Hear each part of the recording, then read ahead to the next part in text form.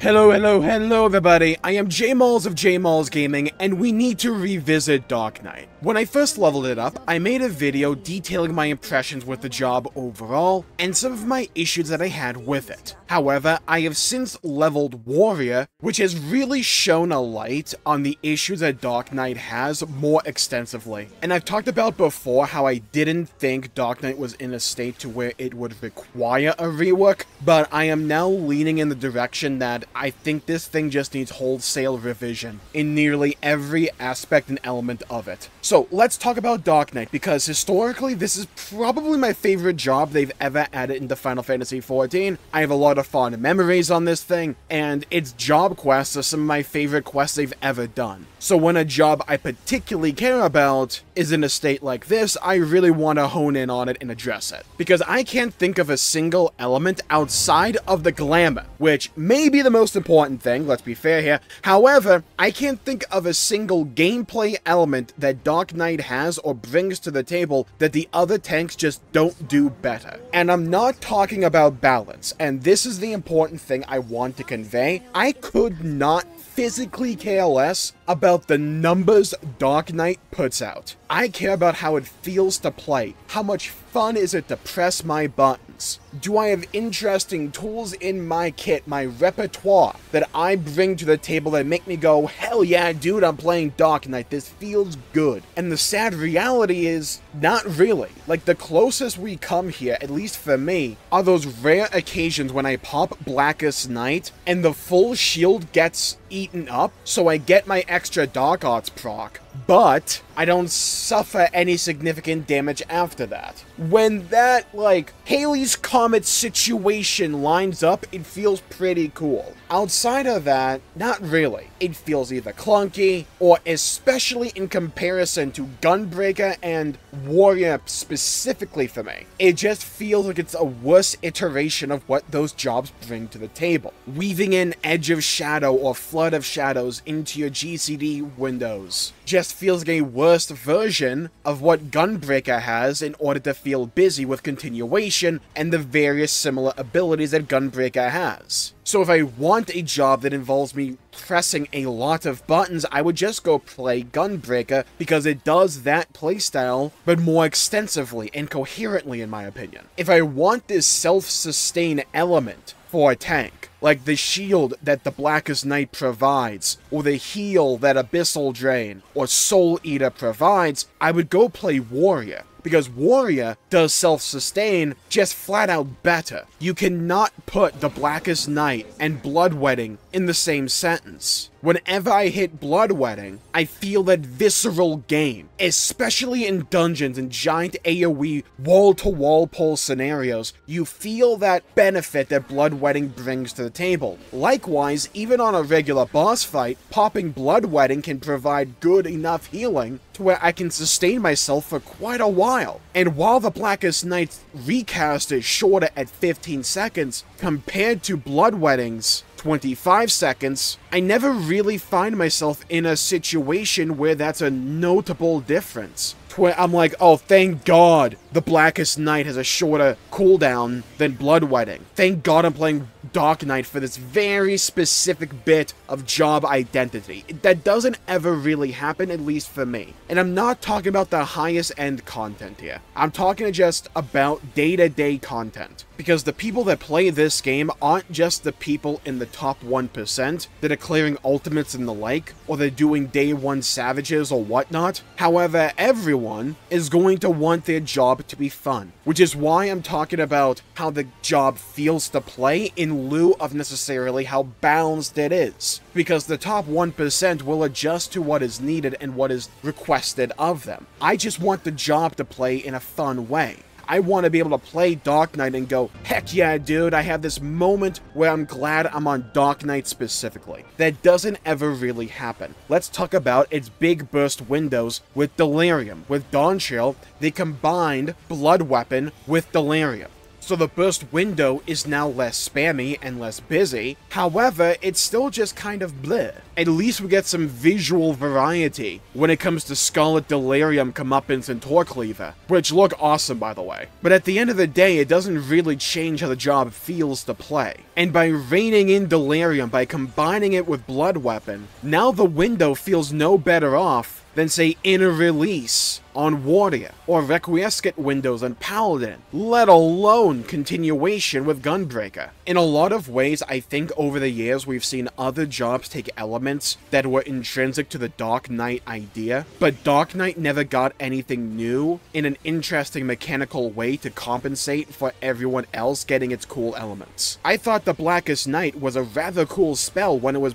brought into the game, because the other tanks just didn't have anything like that, or their versions were way less cool than Blackest Night. Hard cut over to Endwalker, and now Paladin has Holy Sheltron, Warrior has Bloodwetting of all things, and then Gunbreaker gets Heart of Corundum. And while they don't fulfill the exact same role as the Blackest Night, they basically do what the Blackest Night is supposed to do, and that is offer mitigation on a frequent basis, but they just do it better, without any real downsides or negatives or planning around. So the Blackest Night, at its best moment, when the stars align and you see Halley's Comet, its best output feels no better than the worst output of what the other tanks have now. And I don't think Dark Knight's job identity should be that it does what the other tanks do, but in a more clunky or just inefficient way. But even then, when Dark Knight brings something interesting and new to the table in comparison to its peers, it's lackluster mechanically speaking. Let's talk about Living Shadow. I thought Living Shadow was one of the coolest visual abilities in the entire game, and I still hold to that opinion. It's a really cool ability for a 2-minute window. Having said that, the actual mechanical feedback you get from Living Shadow is rather bland and lackluster. Think about it like this. If you're in the throes of a giant raid encounter, let alone an alliance raid or something like that, where you have a bunch of other characters and animations on your screen, you're paying attention to your rotation, but also boss mechanics,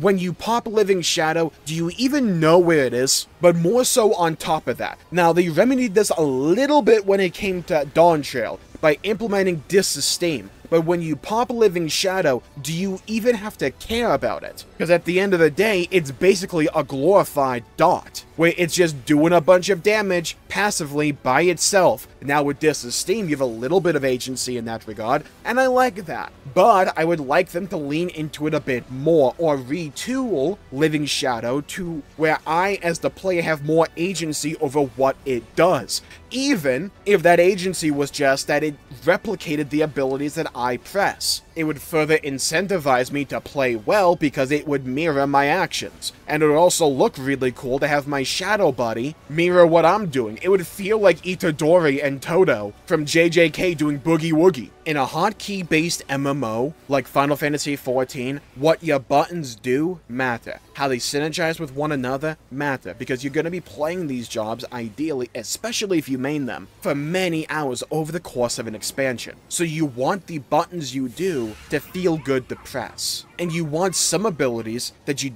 don't press all that often, right? Like maybe you don't press them every 2 minutes. But when you do press them, you're like, you know what? I'm glad I remembered that spell existed. And for a tank especially, you want the way, at least I do, I would want the way that I tank, the way that I draw aggro, or mainly in the terms of the modern game of Final Fantasy XIV, the way I mitigate damage to feel good as well. We've already established how the Blackest Night, at the best of times, just feels like on par to what the other tanks have all the time, without any additional thought, but then the rest of its defensive kit feels extremely situational, or just lackluster. Let's talk about Oblation. Very basic OGCD defensive, has a 60-second charge time with 2 charges, reduces the damage you take or a party member that you target by 10%, for 10 seconds. If you've played Dark Knight, has there ever been a situation where you pressed Oblation and thought, oh hell yeah dude, has that ever happened? Because it hasn't really happened for me. If I think one regular mitigation source like Shadowed Vigil or Rampart wouldn't be enough, then maybe I'd pop a use of Oblation, just for a little bit extra on the top.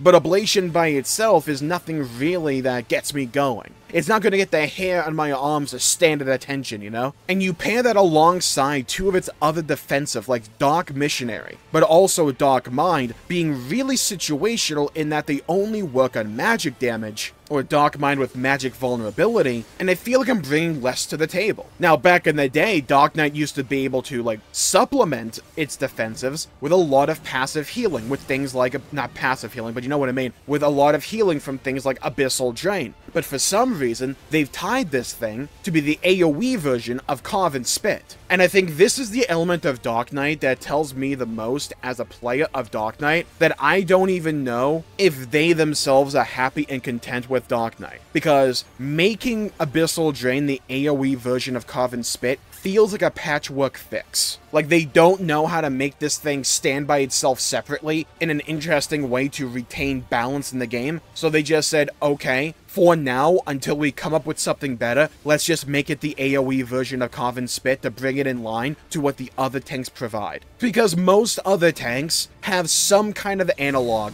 to Carve and Spit and Abyssal Drain. This OGCD damaging ability that's either single target or AoE. Warrior has Upheaval or Orogeny, Gunbreaker has Blasting Zone or Bow Shock, and Paladin I think only really has Expasian, but I'm still leveling up Paladin. And you may go, well, Jmulls, how does it feel any worse compared to the other ones? And I would argue, it doesn't really. In fact, Abyssal Drain, when you actually do press it, gives you a nice little bit of healing. Okay, Jmulls, well, what's the problem? Well, the problem is I played Stormblood Dark Knight, so I know the glory of what Abyssal Drain used to be. So while if we're directly comparing Abyssal Drain and Carve and Spit to what the other tanks provide, I could even make the argument that say, hey, maybe this is more interesting compared to what the other tanks provide. Cool, finally something Dark Knight does okay, at least in terms of button enjoyment. And with Dark Knight being centered around MP management, you get a bit of MP management with Carve and Spit and Abyssal Drain, but Abyssal Drain provides a little bit of extra HP off the top there. But if you know how good Abyssal Drain used to be because you could spam this thing, even with the old Dark Art system, then the current Abyssal Drain in the modern day of Final Fantasy XIV, at least to me, feels very limp in comparison. It's like a wet noodle on the side of a plate. There's no sauce on it, there's no butter, just a plain old wet noodle just hanging there. Conspicuously. I'll still eat the thing, but it's not sauced up like everything else, or like how it should be. I've made this argument before, and I've seen quite a few comments on my previous Dark Knight video in support of the idea of taking Abyssal Drain and removing it from being tied to Carve and Spit, make it its own ability, maybe adjust the cooldown window of it, up its HP generation, heck, possibly tie it as a possible end of the combo to Soul Eater. I don't know how I would feel about that specifically. Personally, I would like to see a return of Abyssal Drain back to its spammy origins, just because I thought that was fun as hell. I think most other design changes right now that we could probably come up with would be better versions of Abyssal Drain that are more fun and interesting to press than the current iteration of it being tied to Carve and Spit, of it being on a 60-second cooldown. Returning to the theme of Dark Knight doing what the other tanks do but in a more clunky, inefficient way, Living Dead. It's the only other invuln that all the tanks have that has this negative consequence associated with it if you don't do it right. Some may call this job flair and identity, but when your only identity is that at your best you're doing what the other tanks do, baseline, but you have a whole bunch of other situations that can just kill you or feel worse to press, then I think the design itself is inherently flawed.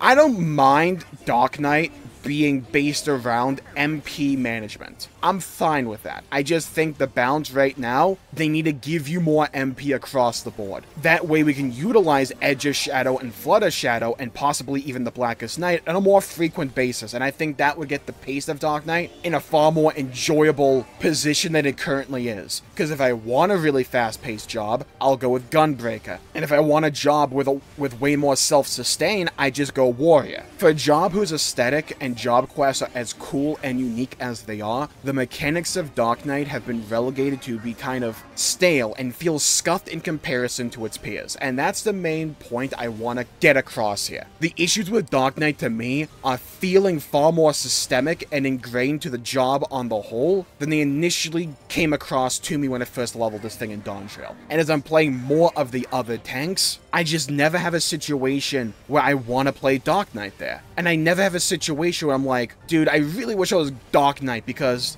Dark Knight would just do good here or feel good here. There's never a situation like that. Personally, I don't even mind Salted Earth that much. Maybe if you tied some HP generation into it, like somehow, like when you press Salt and Darkness, it would also heal you. Maybe that would be cool. I think there's a lot of work that would need to be done to Dark Knight to put it on par from an enjoyability front for me with the other tanks, at least. Across the board, it just feels inefficient, too hyper niche, when the other tanks just aren't. And while you can get the job done with Dark Knight, it doesn't feel good to do the job, at least in comparison to Paladin, Warrior, and Gunbreaker. Again, that's subjective, but I can only give my subjective opinion. If they are really determined to reintegrate a lot of job identity and flair when it comes to job design in the future in things like 8.0, then I would raise the point that I think Dark Knight should take front and center stage, at least for the tanks, in terms of getting a lot of love. Because I think it needs a lot of love. I think it needs a lot of care. I think it needs a lot of changes so that playing Dark Knight will feel just as cool as doing the Dark Knight job quests. And with that, I'll call the video there for the day. Thank you all for tuning in. My pleasure making the video. If you enjoyed it, please leave a like and subscribe. It really helps the channel out and helps support future content, and I greatly appreciate it. And leave a comment down below with what change you would most want to see when it comes to potential changes for Dark Knight in the future. I'd love to hear your thoughts and hear your opinions and to hear your perspectives. Stay safe, have a great day, and I'll see you all next time. Bye-bye, everybody. Until we meet again.